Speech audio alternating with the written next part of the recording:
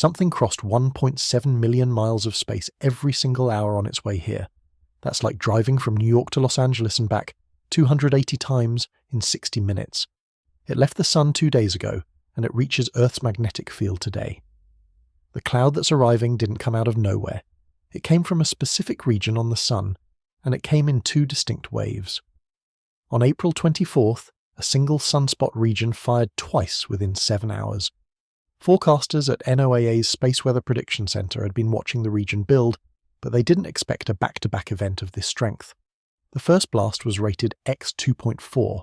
The second, fired from the same region just hours later, came in stronger at X2.5. X-class is the top of the scale NOAA uses to classify solar flares.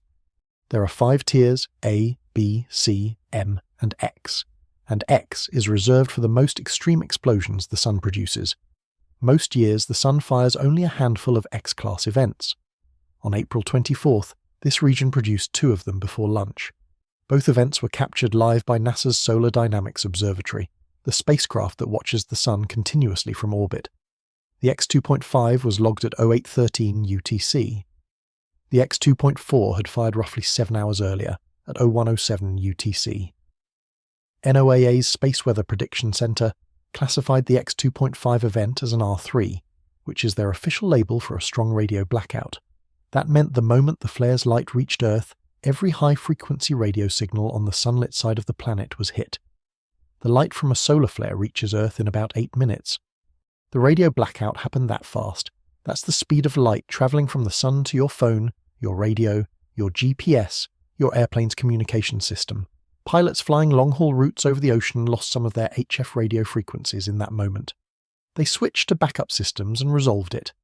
But the disruption was real, and it was logged. The CME, the cloud of charged particles thrown off by the eruption, moved slower than the light did. It took 2 days to cross the gap between the Sun and Earth. That sounds long, until you realize most CMEs take 3 to 4 days to make the same trip. This one is faster than typical.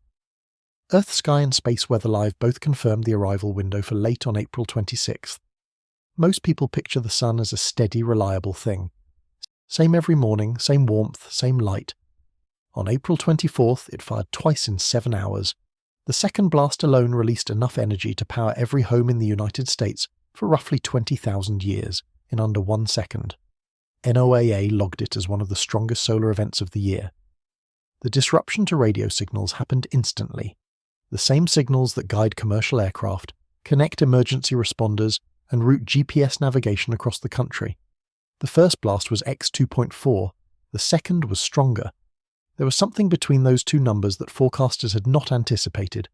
What forecasters had not anticipated was the rate at which the region was building. Between the X2.4 and the X2.5, that same sunspot fired 5 additional flares in the McClass range. 5 mid-strength explosions, packed into the 7-hour gap, each one a warning that the magnetic field inside the region was tightening. AR4419 fired 5 more times between those 2 X-class blasts. That's the official designation of the region, AR4419, and it had been on NOAA's watch list for several days before April 24th. The energy involved in a single X-class flare is hard to picture. NOAA's Space Weather Prediction Center uses 1 billion hydrogen bombs detonating simultaneously as the standard energy comparison for a single X-class flare. That's the total energy output, but the flare itself lasts only a few minutes. So you compress 1 billion hydrogen bombs into a window shorter than a TV commercial break. That's an X-class flare. AR4419 produced 2 of them in 7 hours. The radio blackout from the X2.5 affected what's called the HF band. That's the high-frequency radio range used by long-distance commercial aviation, by cargo ships crossing open ocean, and by emergency coordinators in remote areas. When the R3 hit, those systems went quiet on the sunlit side of the planet. Pilots reported the loss in real time. Controllers logged it. Within roughly an hour, the signals began to recover as the flare's effects faded. But during that window, the systems that depend on HF radio were running on backups. The CME is a separate event from the radio blackout, and that's a distinction most coverage missed. The radio blackout travelled at the speed of light and was over within about an hour. The CME is a physical cloud of charged particles, and it travels much slower. So you get the first hit immediately after the flare, and then the second hit, the geomagnetic storm, arrives days later. Two different timelines, two different sets of affected systems. If this breakdown is useful, subscribe to the Science Studio, drop your state in the comments. This event doesn't hit every region the same way, and we're tracking where the readings land. The CME from AR4419 is now expected to deliver what forecasters call a glancing blow to Earth's magnetic field, not a direct hit. The geometry of the eruption sent the cloud at an angle, and Earth sits off to the side of that angle. NOAA's models showed the cloud's outer edge clipping our magnetic field rather than slamming into it head-on. That's a different kind of impact, and it produces a different kind of storm.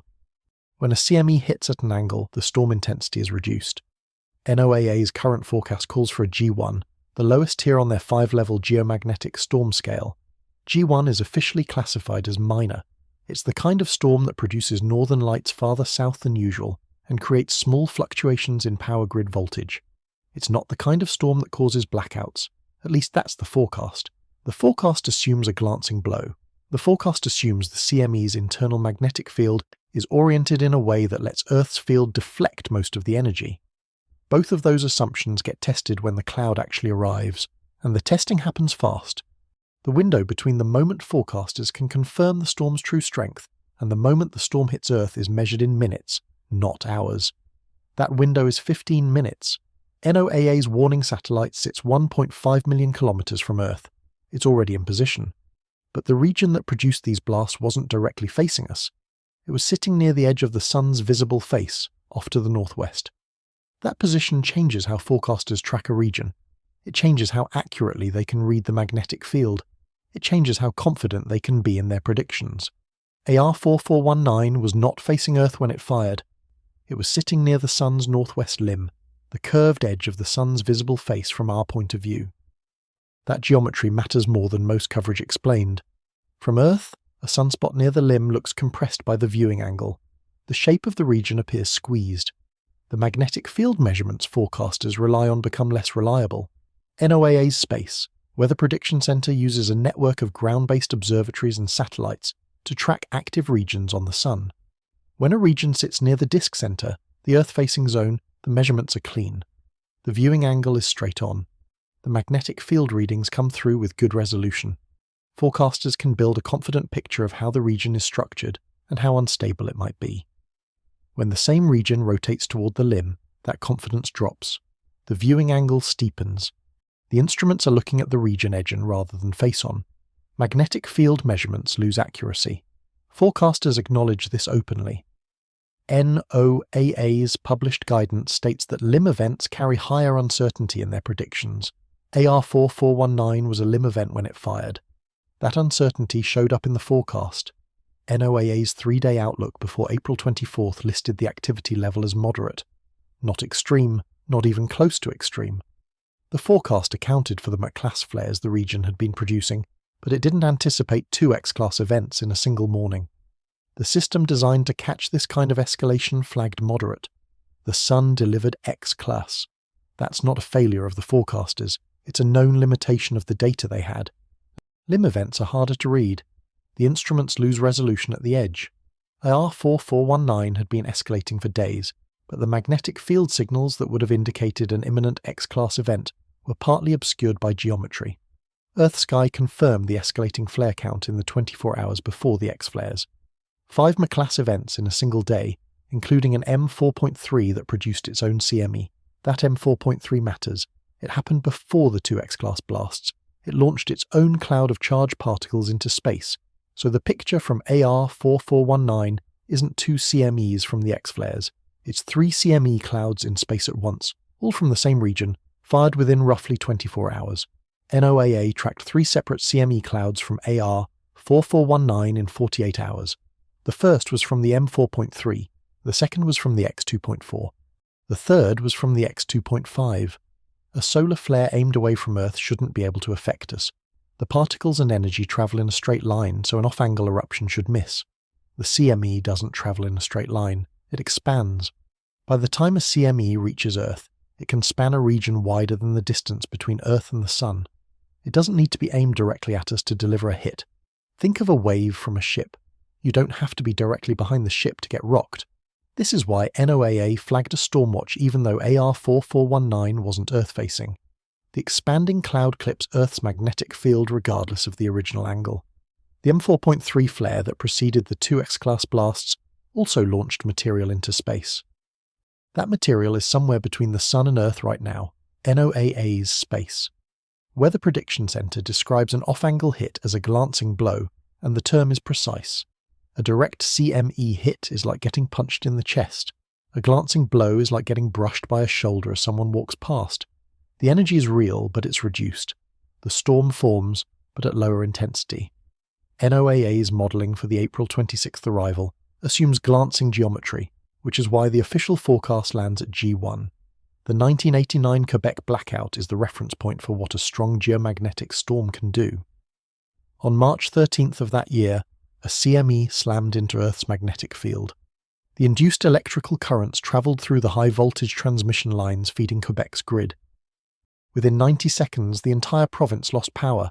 6 million people, 9 hours of darkness, hospitals ran on backup generators, the Montreal subway stopped. The event was rated G5 on the same scale that puts the April 26th storm at G1. A G5 storm and a G1 storm are not in the same category. G1 is minor, G5 is severe. But the same scale runs from one to the other, which means the same kind of physics is at work in both events. The difference is intensity, not mechanism. CMEs larger than the one approaching Earth right now have caused G4 and G5 storms, even from off-angle positions. Glancing geometry reduces storm intensity. It does not eliminate it. The reduction depends on several factors: the angle of the impact, the speed of the cloud, the density of the particles inside it, and most importantly, the orientation of the cloud's internal magnetic field. That last factor is the variable that most determines whether a glancing G1 stays a G1 or escalates. Forecasters can't measure it until the CME is almost on top of us. The geometry of AR 4419's eruption set the stage. The angle reduced the expected impact. The official forecast reflects that geometry. It also reflects the limitations of forecasting from a limb event. NOAA's 3-day prediction before April 24th missed the X-class escalation entirely. The system was designed to flag building activity, and it did flag activity, but at a moderate level, not an extreme one. AR 4419 exceeded that forecast. When the X2.4 fired at 0107 UTC, NOAA upgraded the alerts in real time. When the X2.5 followed 7 hours later, the alerts went up again. The forecast caught up, it just didn't lead. The escalation pattern is also worth understanding. AR 4419 didn't fire one X flare and quiet down. It fired 5 McClass flares in the 24 hours before those events. Then it fired the X2.4, then it fired 5 more flares between those events, then it fired the X2.5, then it kept going.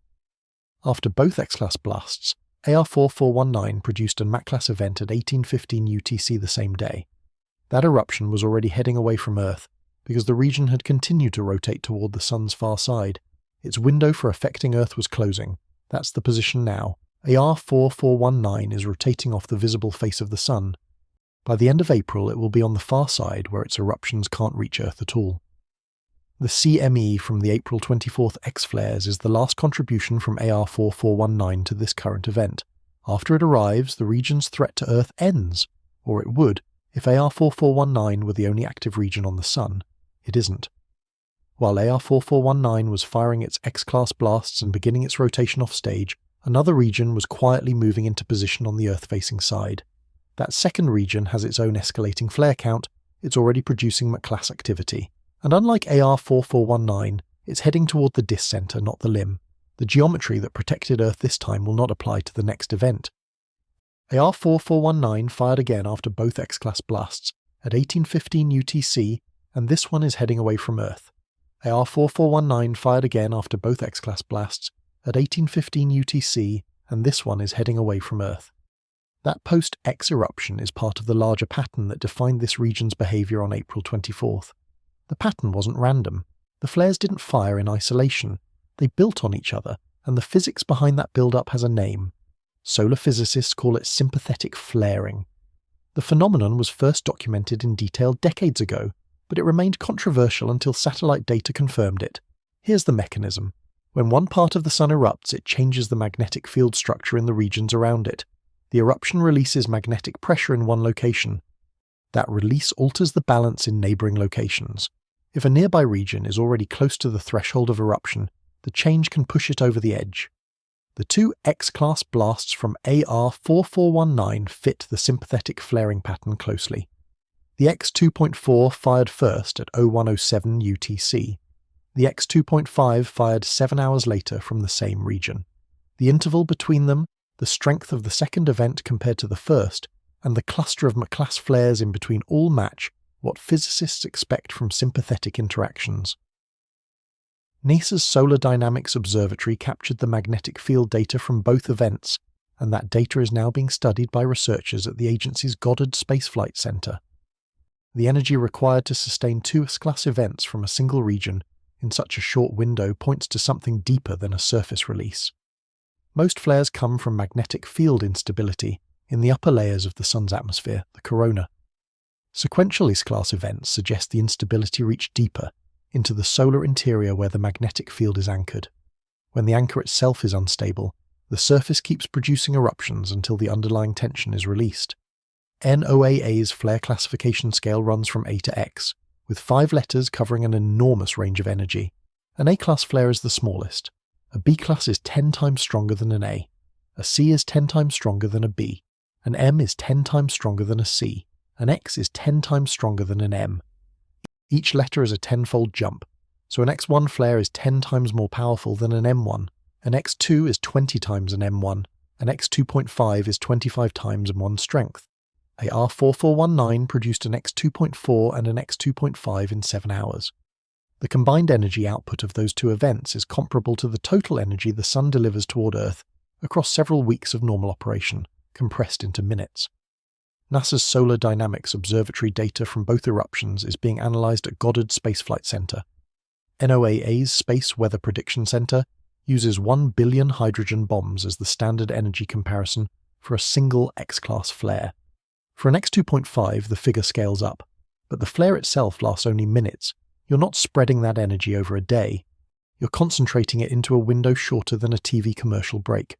AR4419 did that twice in 7 hours. Most people picture a solar explosion as a single event. Like a camera flash, it pops, it ends. The second blast was stronger than the first. That's the opposite of how explosions on Earth work. A grenade doesn't get more powerful after it detonates, but on the Sun, one explosion can compress the magnetic field around it so tightly that the next one is forced to release even more energy. The X2.5 exceeded the X2.4 because the X2.4 made conditions worse for what followed. This is what forecasters mean when they talk about a complex active region. A sunspot that doesn't just fire once and quiet down, but builds pressure between shots, like a valve tightening before it blows. AR4419 was already on its way off the Sun's visible face when it fired, but a second region, AR4420, has been quietly moving into the exact position AR4419 just left. The 5 McClass flares that preceded the doubles event weren't random distribution. They followed a building pattern. The first was relatively weak, the second was stronger. By the 5th, the M4.3, the region was producing McClass energy that often precedes an X-class breakout. NOAA's pattern recognition tools flagged the building trend, but the limb geometry kept the confidence low. The escalation was happening. The forecast couldn't catch up to it in time. The sympathetic flaring pattern is rare enough that Space.com described the doubles event from AR4419 as colossal. That's an unusual word choice for a publication that covers solar activity regularly. Their coverage emphasized that back-to-back X-class events from a single region within hours are not a routine occurrence. NOAA's archives show that sequential S-class flaring from the same region within a single day happens only a handful of times per solar cycle.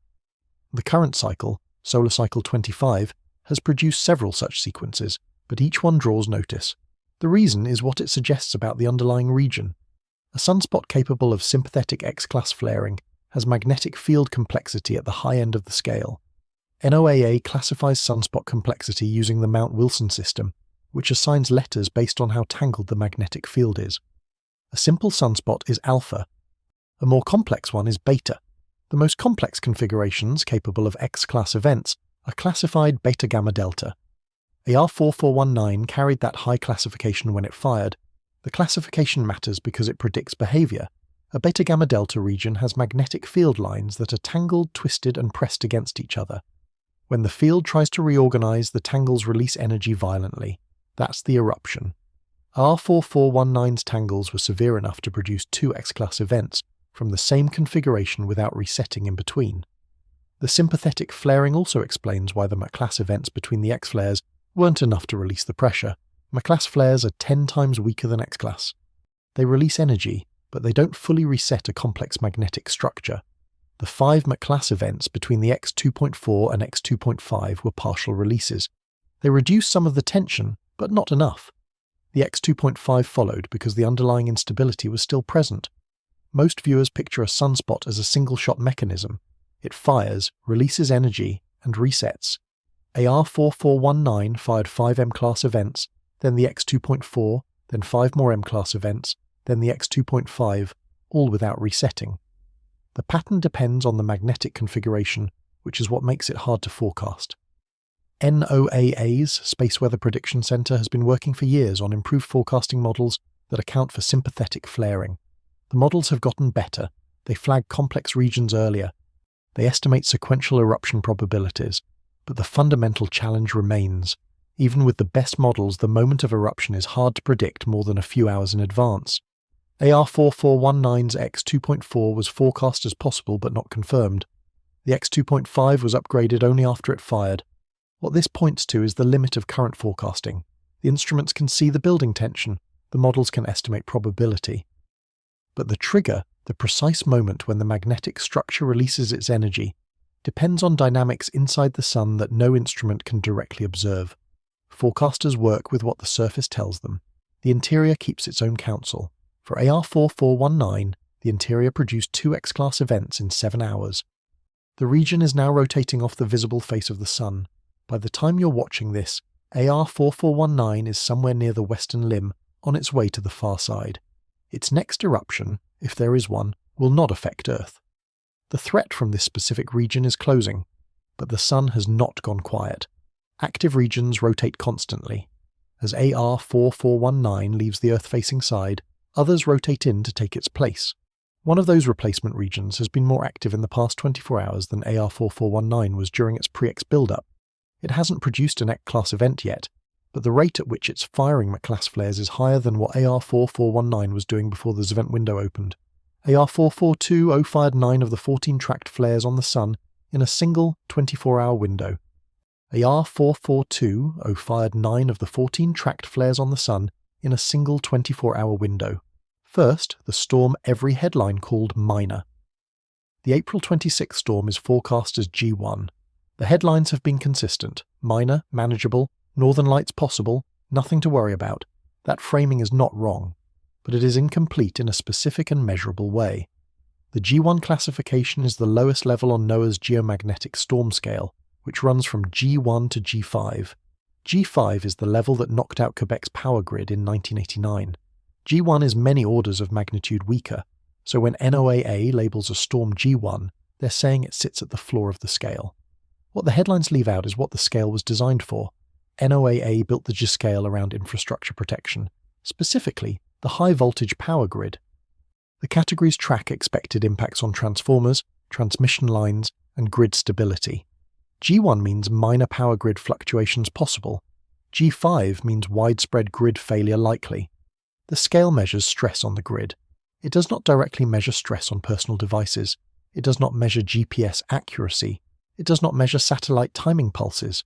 Those are separate effects, with their own thresholds, and they don't always line up neatly with the scale. A G1 storm can produce GPS degradation that's measurable but small. The same storm can affect satellite timing in ways the headlines never mention. The May 2024 G5 Gannon storm is the recent reference point. That event hit Earth on May 10, 2024, and it was the strongest geomagnetic storm since 2003. NOAA initially forecast it as G4 and upgraded it to G5 in real time. The reason for the upgrade was the orientation of the CME's magnetic field on arrival, a factor only measurable at the L1 satellite. During the Gannon storm, GPS guidance on farm equipment failed across the Midwest. Tractors that depend on centimetre-level satellite precision lost their guidance. Farmers planting in early May had to stop or improvise. The cost ran into millions of dollars across multiple states. A G1 storm produces a measurable but smaller version of that same GPS effect. NOAA calls this ionospheric disturbance. The ionosphere is a layer of charged particles in the upper atmosphere, between roughly 50 and 600 miles above the ground. GPS signals from satellites have to pass through that layer to reach receivers on the ground. When the ionosphere is disturbed, the signals take slightly different paths, and the calculated position is slightly off. For a G1 storm, the GPS error is usually measured in feet rather than meters, but it's there. For most people, a few feet of GPS error doesn't matter. Your phone still gets you to the restaurant, but for systems that depend on centimeter precision, it does matter. Surveying equipment, aviation approaches that use satellite-based augmentation, some agricultural systems, some maritime navigation in tight channels. These are the systems where a G1 storm becomes noticeable. The other effect from this event already happened. The R3 radio blackout from the X2.5 flare hit the sunlit side of Earth on April 24th, 8 minutes after the eruption. R3 is a separate scale from the scale. NOAA uses R for radio blackouts and G for geomagnetic storms. They measure different things. The scale tracks disruption to high-frequency radio communications. The scale tracks geomagnetic storm intensity. Most coverage of this event treated the radio blackout and the incoming geomagnetic storm as one phenomenon. They aren't. A G1 geomagnetic storm sounds manageable. It's the bottom of a 5-level scale, the same scale that topped out at G5 during the 1989 Quebec blackout. The radio blackout already happened. It hit the moment the X2.5 flare's light reached Earth, 8 minutes after eruption, at the speed of light. Every HF radio operator on the sunlit side of Earth lost signal simultaneously. That's the radio band used by commercial aviation for long-range communication, by cargo ships crossing open ocean, and by emergency coordination systems. If you flew on April 24th or had a family member who did, that disruption was in the sky above you. Pilots switched to backup communication systems. Controllers rerouted some frequencies. It resolved. But it happened, and the headlines didn't separate it from the slower arriving storm. The KP hit 5 2 weeks ago and lit up the sky over North Dakota. That number is the KP index. The KP index measures geomagnetic disturbance in real time, on a scale from 0 to 9. A KP of 0 means the magnetic field is calm. A KP of 9 means severe storm conditions. KP5 corresponds to G1, KP6 corresponds to G2, KP7 is G3, and so on. The KP index, the real-time measure of geomagnetic disturbance, hit 5 during the April 17th event 2 weeks ago. That earlier event was also a G1, and it produced visible auroras as far south as the northern plain states. The KP index is what forecasters watch in real time as a storm develops. The G classification gets locked in based on the peak KP during the event, so a storm forecast as G1 could end up being logged as a higher level if the KP climbs above 5 during the impact window. That's part of what makes geomagnetic storm forecasting an ongoing process rather than a one-time prediction. The R3 hit aviation HF radio. The G1 storm, if it materializes as forecast, will affect a different set of systems: GPS precision, satellite timing, power grid stability in high-latitude states, aurora visibility. None of those are the same systems that lost HF radio signals on April 24th. So when you read coverage that treats this as one event with one set of impacts, you're getting a simplified version. The reality is layered. But a G1 storm is not the same situation. A CME takes days to cross the gap. Forecasters have time to alert grid operators. The downside is that the storm's actual strength depends on a reading that won't exist until 15 minutes before impact. 2 events, 2 timelines, 1 simplified headline. Most viewers only heard the G1 framing. The R3 blackout already disrupted aviation HF radio on April 24th. The CME arriving today carries a component called the BZ, and forecasters won't know its orientation until it arrives. The BZ is the single most important variable in this storm. It's also the variable forecasters cannot measure in advance.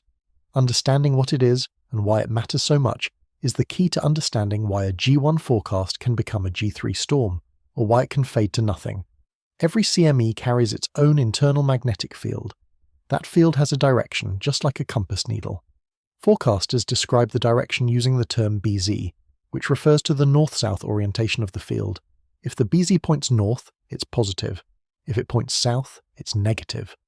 That single value, north or south, determines how the CME interacts with Earth's magnetic field on arrival. Earth's own magnetic field points north at the surface. Above us, in the magnetosphere, the field lines curve around the planet. When a CME arrives with a BZ pointing south, opposite to Earth's field, the two fields connect. That connection opens a doorway. Solar energy and charged particles pour through into Earth's magnetosphere, generating the geomagnetic storm. The stronger the southward BZ, the wider the doorway, the more energy enters. When a CME arrives with a BZ pointing north, the same direction as Earth's field, the two fields don't connect. Earth's field deflects the CME like a shield. Energy is reflected, particles are diverted, the storm is much weaker, sometimes barely noticeable. Same CME, same speed, same density, different BZ, completely different storm. The Gannon storm confirmed it. NOAA forecast G4. The BZ arrived strongly negative. The event upgraded to G5 in real time. The BZ measurement happens at a location called L1, the first Lagrange point. L1 sits roughly 1.5 million kilometers from Earth, in a position where the gravitational pull of the Sun and the gravitational pull of Earth balance out.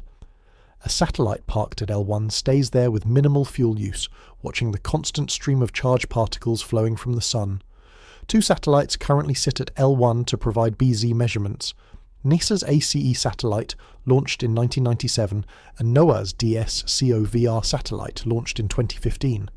L1 is the closest forecasters can get to the Sun while still maintaining a stable orbit relative to Earth. Anything closer would drift. So 1.5 million kilometers is the earliest point at which the CME's BZ can be directly measured. At a CME speed of 800 kilometers per second, the cloud crosses that final 1.5 million kilometers in roughly 30 minutes. For faster CMEs, the window is shorter. For slower ones, it's longer. The standard estimate is 15 to 60 minutes between L1 measurement and Earth impact. That's the entire predictive window for the most important variable in any geomagnetic storm. Not days, not hours, minutes. NOAAs. Forecasters work with probability ranges before the CME reaches L1. They model what the BZ might be based on the solar source region, the eruption geometry, and the cloud's behavior in transit. The models are useful but not definitive. The actual measurement only exists at L1. Space weather forecasters have sophisticated tools, satellite networks, solar telescopes, computer models updated every few minutes. For the most critical variable in this storm, they're blind until 15 minutes before it hits. 15 minutes. That's the window between the moment NOAA's DSCOVR satellite reads the CME's magnetic orientation and the moment that CME begins compressing Earth's magnetic field. 15 minutes is not enough time to shut down a transformer, reroute a satellite, or reconfigure a power grid's protective systems. It's enough time to send an alert. That's all. The entire difference between a G1 storm and a G4 storm, the difference between northern lights and widespread power fluctuations, comes down to a measurement that won't exist until 15 minutes before impact. DSCOVR, the satellite that provides that 15-minute warning, was launched in 2015 and has already exceeded its original 5-year design life. DSCOVR's original mission ended 4 years ago. The satellite is still functional, its instruments are still reading the solar wind and reporting BZ values to NOAA, but it's operating beyond its design life. Components age, sensors drift. The risk of failure grows each year past the design endpoint. NOAA has acknowledged in published reports that the satellite is past its planned operational window. A CE is older. The satellite has been at L1 since 1997, far beyond any reasonable expectation of its original design lifetime. A CE provides backup measurements of solar wind parameters, including the BZ. But ACE also is showing its age. Some of its instruments have already failed or are operating at reduced capacity. The redundancy that was originally built into the L1 measurement system has eroded over the decades. The combination is a single point of failure that has been propped up by spacecraft running well past their warranties. Both ACE and DSCOVR continue to function. Both continue to provide useful data, but neither can be expected to last forever. The replacement satellite, the one designed to take over the role, is the open question. NASA and NOAA have been working on a successor for years. The mission is called the Space Weather Follow-on L1 Satellite, or SWFO-L1. It launched in June 2024. The launch was successful. The spacecraft reached L1 and began its testing and calibration phase. That process takes months. The instruments have to be calibrated. The data has to be cross-checked against existing sources. The handoff from DSCOVR to SWFOL1 has to be coordinated. As of the moment this video was produced, that handoff has not been completed. SWFOL1 is operating in a backup role. It's collecting data, it's contributing to forecasts, but DSCOVR remains the primary source for real-time BZ measurements. The transition to SWFOL1 as the primary L1 monitoring satellite is in progress but not finished. NOAA has not publicly confirmed a final handoff date. That's the current state of L1 monitoring. One primary satellite past its design life, one backup satellite from the 1990s, one replacement satellite still in commissioning, and a 15-minute warning window that depends on all of this infrastructure functioning when the next major CME arrives. There is currently no confirmed replacement for DSCOVR in orbit. The implication for the April 26 storm is straightforward. When the CME crosses the L1 boundary, DSCOVR will read the BZ. If it points north, the storm fades to nothing or stays at G1. If it points south, the storm grows. The reading will be available roughly 15 to 60 minutes before the CME reaches Earth. That data will be posted in real time on NOAA's space weather dashboard, where any member of the public can see it. Before the cloud reaches L1, no one knows. Not NOAA, not NASA, not the forecasters at any other agency. The current G1 forecast represents the best available estimate based on pre-arrival modelling. The actual storm could be smaller, it could be larger. The variable that determines which is true won't be measured until the cloud is almost on top of us. For hurricanes, forecasters refine predictions for days as the storm approaches. For tornadoes, the warning window is short but the data is constant. For a CME, the most critical measurement can't exist until the cloud is 15 minutes from Earth. Models help. They don't replace the reading. There is currently no confirmed replacement for DSCOVR in orbit. SWFOL1 is still in its testing and calibration phase. A CE is the backup. And while all of that infrastructure focuses on the CME from AR4419, a different region on the Sun has been quietly producing more flares than any other active area on the disk. Most viewers, and most headlines, are focused entirely on the CME arriving today. A second region is already more active than AR4419 was before it fired. R442-0 produced 9 of the last 14 flares tracked on the Sun. It's now rotating into the exact Earth-facing position AR4419 just left. The Watchers, an independent space weather observation site, confirmed on April 23 that AR4420 was rotating toward the Sun's disk center. Disk center is the position directly facing Earth. EarthSky tracked the flare counts and confirmed that AR442-0 fired 9 of the 14 tracked solar flares on the Sun in a single 24-hour window. Space Weather Live's SIDC report, sourced from the Solar Influences Data Analysis Center in Belgium, confirmed the geometry of AR4420's rotation. As the region reaches disk center, any major eruption from it will be directly Earth-directed. That's a different geometry than what AR4419 produced. When AR4419 erupted, it was near the limb. The CME from those eruptions expanded at an angle. Earth caught the outer edge of the cloud, not the core. The result was a glancing blow, with reduced intensity. The official forecast for the April 26th arrival reflects that geometry. G1 is the floor of the scale, and the limb position of the source is part of Y. A disk center eruption produces a different kind of CME. The cloud expands, but the central axis of the cloud points directly at Earth. The leading edge of the cloud is the most compact and energetic part. When the leading edge hits Earth's magnetic field, the impact is direct. There's no glancing reduction. The full energy of the eruption pushes against the magnetosphere head-on. The CME from AR4419 is delivering a glancing hit. Geometry reduced its power. AR442, as geometry is doing the opposite. AR442-0 has not produced an X-class flare yet. That's the key qualifier. The region is firing at high frequency, but the individual events have stayed in the McClass range. AR4419 did the same thing before April 24th. It produced 5 McClass events in the 24 hours before the X-flares. Then it fired the X2.4, then it fired 5 more flares between those events, then it fired the X2.5. The pattern was build-up, then breakthrough. AR4420 is in the build-up stage. It has more activity than AR4419 had at the equivalent point in its cycle. It's producing McClass flares at nearly double the rate AR4419 did, but it has not yet produced the X-class breakthrough. Whether it will and when is the open question. Forecasters at NOAA's Space Weather Prediction Center are watching the region closely. The flare history is consistent with a region capable of X-class events. The pattern of escalation suggests one is possible. The other variable is timing. AR4420 reached the Sun's disk center on approximately April 25th to 26th. That's the same window in which the CME from AR4419 is arriving. So if AR442 produces a major eruption in the next several days, that eruption will be directly Earth-directed. The geometry that protected Earth from AR4419's full power will not apply to a disk center event. The CME, if it comes, would travel straight to Earth. The M4.3 flare from AR4419, the one that fired after both X-class blasts, produced a CME heading away from Earth. That cloud is not a threat to us. AR4419 is also rotating toward the Sun's far side, where its eruptions can no longer reach Earth. The window for AR4419 to affect Earth is closed. The region has produced its last contribution to the current storm activity. From this point forward, AR4419's eruptions are aimed elsewhere. AR4420 is the opposite.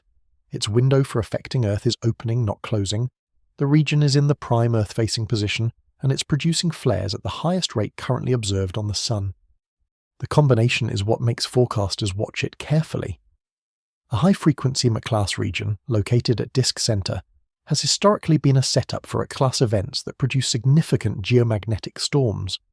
NOAA tracks sunspot complexity using magnetic classification levels. The highest is beta-gamma delta, meaning tangled field lines under extreme pressure. AR4419 carried that classification when it fired. As of April 24th, AR4420 carries it too.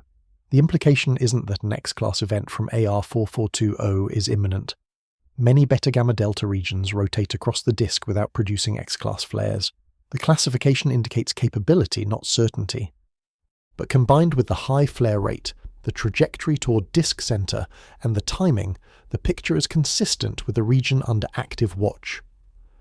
NOAA's daily forecasts have included AR442 in the list of regions with elevated flare probability. The probability assignments shift each day based on observed behavior. As of late April, AR442's X-class flare probability has been listed in the moderate range. That's not a prediction of an X-class event. It's a statement that the conditions for one are present. If AR4420 does produce an X-class event in the next several days, the resulting CME would travel straight at Earth. The travel time would depend on the speed of the eruption, but a typical X-class CME crosses the gap in 2 to 3 days. So an eruption in the next 24 to 48 hours would arrive at Earth in the early days of May. The BZ orientation would still be the unknown variable. The G classification would still depend on the L1 measurement, but the geometry would be direct, not glancing. The starting conditions would favour a stronger storm than the current event. That's the convergence. The CME from AR4419 arrives today as a glancing blow, forecast as G1, with a final classification that depends on the BZ. As it arrives, AR442 sits at disk center with magnetic complexity matching the configuration that produced AR4419's X-class eruptions. The two storylines overlap in time and space. One is closing, the other is opening. For NOAA's forecasters, the practical effect is increased monitoring. The L1 satellites watch the incoming CME for the BZ reading. The solar telescopes watch AR442 for signs of an imminent eruption.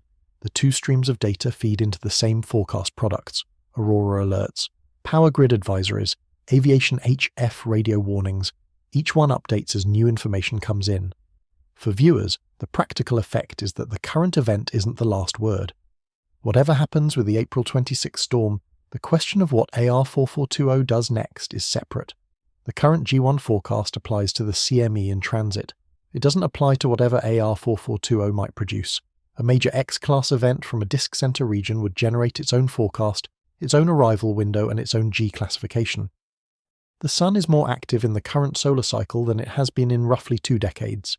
NOAA's Solar Cycle 25 prediction panel forecast a moderate cycle. Solar Cycle 25 has produced more X-class events and more major CMEs than Solar Cycle 24. The April 24th doubles event from AR4419 fits that broader pattern. AR4420's high activity rate fits it as well. NOAA's Solar Cycle 25. Prediction panel placed the cycle peak between late 2024 and early 2025. The current period is at or near the peak. Active regions are abundant. Complex configurations are common. Sequential eruptions like the AR4419 sympathetic flaring are part of the regular activity rather than rare exceptions. Forecasters have flagged this as a period of elevated baseline risk. AR4420's magnetic complexity rating, the number forecasters use to measure eruption potential, increased on April 24th. The oxygen concentrator on the nightstand, the refrigerator holding the insulin, the cable box carrying this video, these run on the same grid that a geomagnetic storm pushes against right now. AR4420's complexity rating climbed on April 24th. That's the kind of detail that stays in NOAA's daily reports. It doesn't reach the news. But what a storm in the G1 to G4 range does to those three things is what matters for you tonight. Start with GPS. The smartphone in your pocket uses GPS satellites to determine its location. The same satellites also provide time, precise time. The atomic clocks on those satellites broadcast timing signals that ground systems use for synchronization.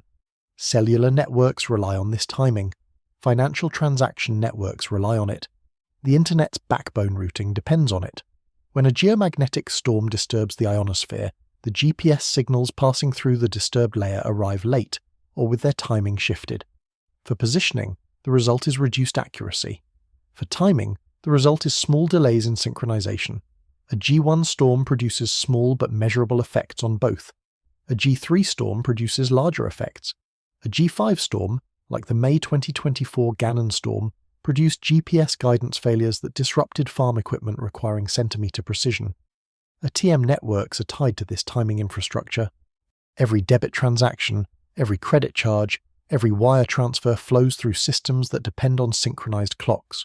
When the timing degrades, individual transactions still process, but the network's ability to handle high volumes can slow down.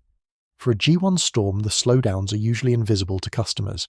For a G3 or higher, they become noticeable in some regions. HF radio is the next system. HF stands for high frequency, the band of radio used for long-distance communication. Aviation uses HF for transoceanic flights. Maritime shipping uses HF for ocean crossings. Emergency response coordinators use HF for backup communication when other systems fail. Medevac helicopter crews, in remote areas, sometimes coordinate over HF with hospital flight teams. The R3 blackout from the X2.5 flare on April 24th affected this band on the sunlit side of Earth. A geomagnetic storm produces a different kind of HF disruption. Where the R3 blackout from the flare was sudden and brief, the storm-induced HF effects last longer. They tend to be most pronounced at high latitudes. The disturbance reduces the range over which HF signals can travel. For routine aviation HF, backups are available. For remote emergency coordination, the disruption can be more consequential. Then there's the power grid. This is where the G-scale was originally designed to apply. Geomagnetic storms induce electrical currents in long metal conductors, including power lines, pipelines, and railroad tracks. NOAA confirms this mechanism in their published guidance. The induced currents flow through the metal, regardless of whether the metal was carrying electricity to begin with. For power lines, the induced current adds to the existing flow. For transformers, the added current creates stress. In a G1 storm, the induced currents are small. Most transformers handle the stress without issue. In a G3 storm, the currents are larger. Some transformers, especially older ones at high latitudes, can experience measurable disturbance. In a G5 storm, the stress can damage transformers outright. The 1989 Quebec event was a G5. Transformers in that event were destroyed. The grid collapsed in 90 seconds. The geographic distribution of risk is uneven. Geomagnetic storms produce stronger effects at high latitudes than at low latitudes. The auroras are visible at high latitudes for the same reason.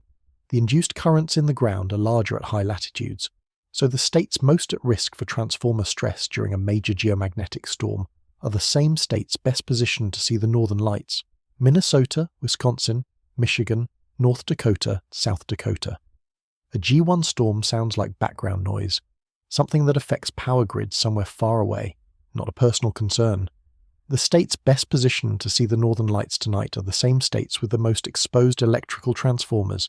Minnesota, Wisconsin, Michigan, the Dakotas, These states sit at high enough latitude that auroras are realistically visible during a G1 event. They're also where NOAA's transformer stress maps show the highest induced current risk.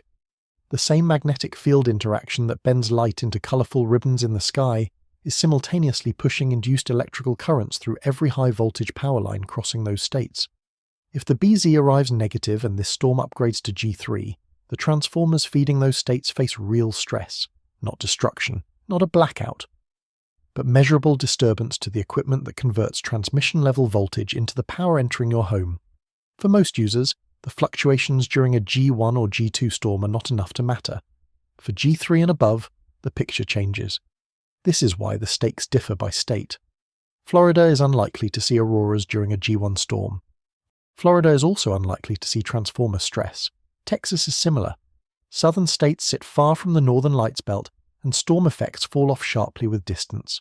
So the same event that brings northern lights to North Dakota produces almost nothing observable in Tennessee.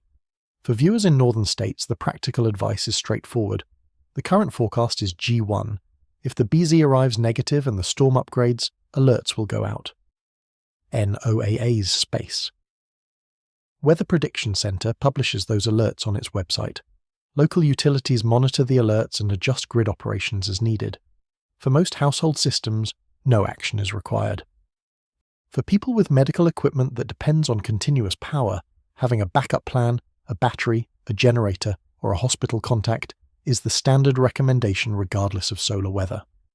NOAA's transformer stress threshold starts at KP7, and this storm's KP ceiling is unconfirmed until arrival.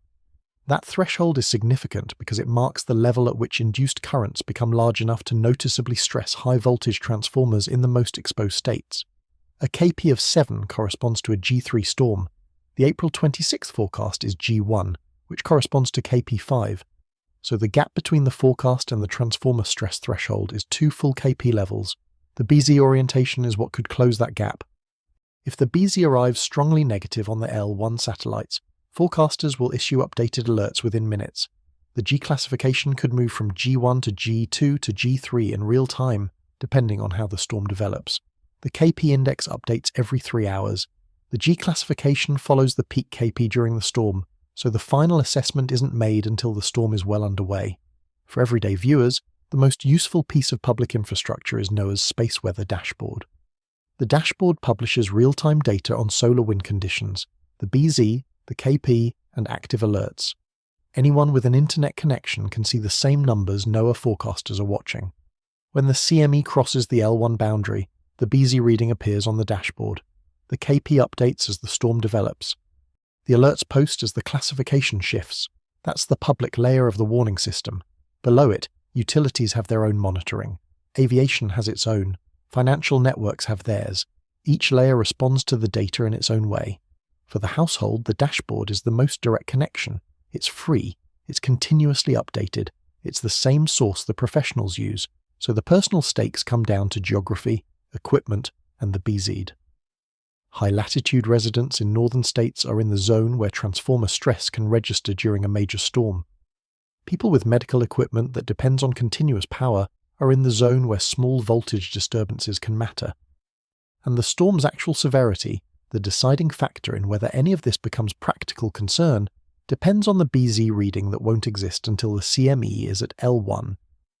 DSCOVR's real-time reading of the BZ will post publicly on NOAA's Space Weather Dashboard, visible to anyone, approximately 15 to 60 minutes before Earth impact. DSCOVR's real-time reading of the BZ will post publicly on NOAA's Space Weather Dashboard, visible to anyone approximately 15 to 60 minutes before Earth impact. That public posting is the practical bridge between the science and the household. Most coverage of solar storms ends with the event. The forecast goes out, the storm arrives or doesn't, and the news cycle moves on. The dashboard is different. It keeps publishing every few minutes, regardless of whether the headlines have moved on. The Space Weather Dashboard is a public NOAA product. It runs at swpc.noaa.gov. It updates the solar wind data continuously, drawing from DSCOVR ACE and now SWFOL1 in its backup capacity. The BZ reading appears as a real-time line graph. The KP index appears as a bar chart. Active alerts and watches appear in plain text at the top of the page. Any viewer can pull up the dashboard and see the same information NOAA's forecasters are working with. The BESA posts at swpc.noaa.gov the moment DSCOVR reads it. Nobody sees it before that. Not NOAA, not NASA. AR442 has not produced an X-class event yet. It carries the beta-gamma-delta magnetic classification. It's at or near disk center. An eruption from that position would be Earth-directed. These are the gaps, the BZ of the arriving CME, the next move from AR442-0, the handoff date from DSCOVR to SWFOL1. None of those questions have answers as of the moment this video was produced. NOAA's dashboard will publish updates as the data becomes available. The Space Weather Prediction Center will issue alerts as conditions change. The warning system will function the way it was designed to function, within the limits of the infrastructure it has. The infrastructure has real limits. DSCOVR is past its design life. A CE is older. SWFOL1 is still in its testing and calibration phase. The 15-minute busy window is structural, not a design choice. The L1 location is the closest forecasters can place a satellite while maintaining a stable orbit. The fundamental gap between forecast and confirmed measurement is built into the geometry of the solar system. What the system does well, it does within those limits. The X2.4 and X2.5 flares were detected the moment they occurred. The CME was tracked from launch to its current position in the solar wind. The G1 forecast was published days before arrival. Aviation, maritime, and emergency services received the R3 alert within minutes of the X2.5 eruption. The grid operators in high-latitude states have been on watch for the geomagnetic storm. None of that is small. What the system can't do, it can't do regardless of resources. The BZ can't be measured until the CME reaches L1. The 15-minute window can't be extended without a new orbital location closer to the Sun. No such satellite exists, and none is in active development for that role. The structural gap will persist until the technology changes. The Halloween storms of 2003 hit during the decline of solar cycle 23. The 1989 Quebec event hit during the decline of solar cycle 22. Both happened after the cycles had already peaked. The decline phase is less active. It's not safe. For the moment, the focus is the CME arriving today. The BZ will post on the dashboard. The KP will register the storm intensity.